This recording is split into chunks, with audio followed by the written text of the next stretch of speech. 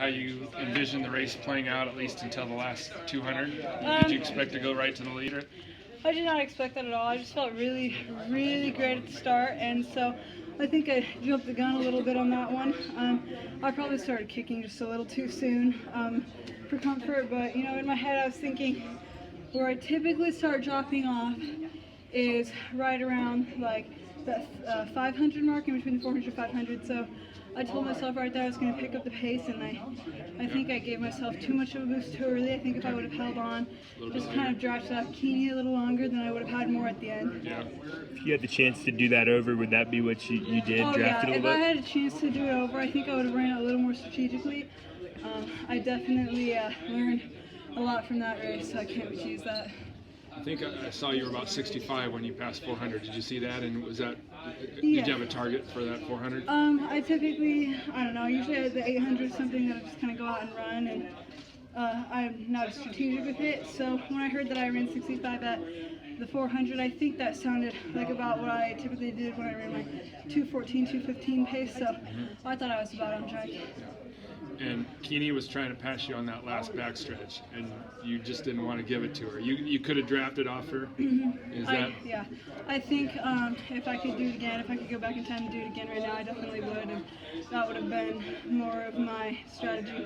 What was going through your mind? Just your competitive nature? I don't want to let her pass me, or?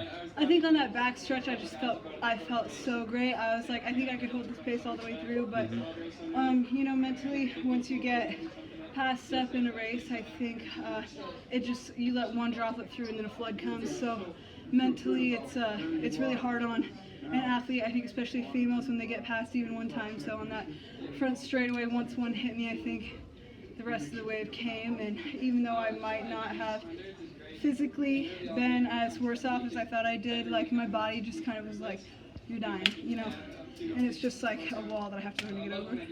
Looking ahead, do you maybe take this race and store it in your memory bank for when we get back here in a month or so? Oh, definitely.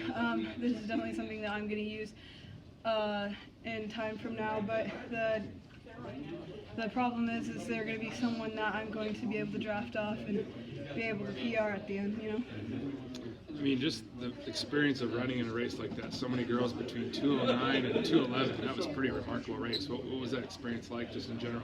It was honestly amazing. I think something that I was worried about coming into Drake Relays this weekend was the competition, but after yesterday, I talked about it with my coaches and, my parents, and we talked a lot about how competition is something that I need to be grateful for, and there's no way I would have ran the time that I ran today if I didn't have Ashlyn and the rest of the girls here, so I'm super thankful for them, and it's got me super excited for the time that I'm going to hit tomorrow in 1500. And the last thing for me, you're in a better state of mind today than you were yesterday. Oh, definitely. I mean, tell me about what that means for tomorrow. I think I'm progressing towards just being even more grateful for the competition and looking forward more to the 1500. That race is definitely something that I want to run a killer time in, and I think I've got it in the bag, especially with my 400 hurdles ahead of that. It'll help me get over that.